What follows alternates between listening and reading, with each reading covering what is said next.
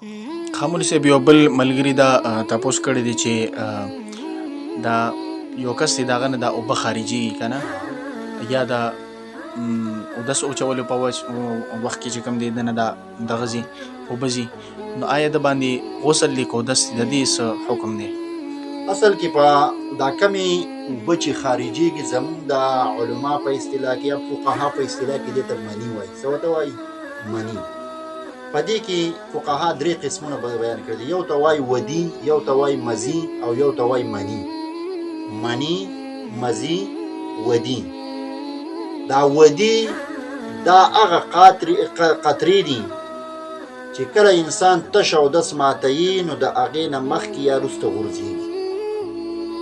دغه انسان چې اودس ماتوي خو اودس یې اصل مات شو هغه وغورځېده نو په هغې باندې غسل نشته دی.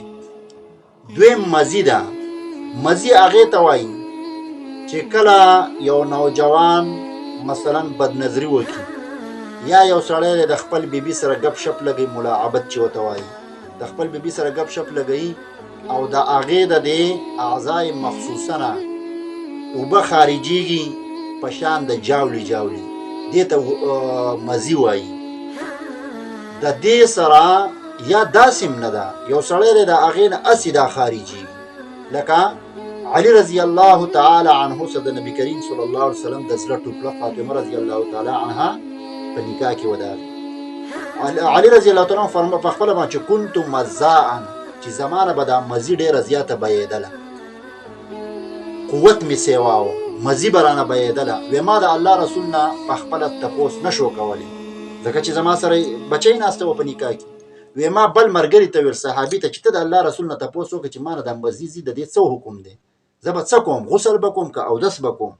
نو الله رسول نه تپوس وکړ نو الله رسول ته څه وفرمایل چې په دې کې غسل نشته دی بلکې په دې باندې اودس دی، اودس دې ورسره ماتېږي. که د اوداسه په حالات کې یې او د تا نه مزي لاړه نو غسل په تا واجب نه دی، اودس نه وی که.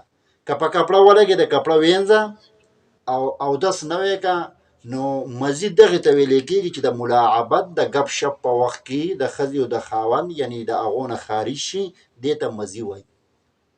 او مني چې ده نو مني هغې ته ویلی کېږي چې کله د کوروالي په وخت کې د خاوند نه خارج شي یا د زنانه نه خارج شي، دغې ته مني وایي. او د منۍ علامت دا دی چې دا کله د سړي نه خارج شي نو د هغې اعضا او بدن ډیله شي، نو په دغې باندې غسل دی.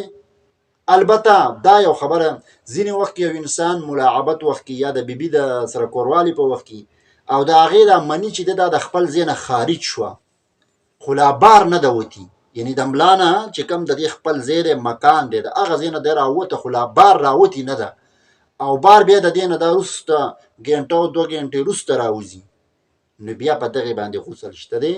که دغه صورت نه وي او دا تشې مزي یعنې دا کومه جاوله جاوله چې اوبه د دې نه روانوي نو په دغې سره غسل نشته. البته اودس به کوي که اوداسه په حالات کې نو اودس یې مات شوی، اودس به کوي. جزاکم الله خیر. ډېره مننه مولي صاحب.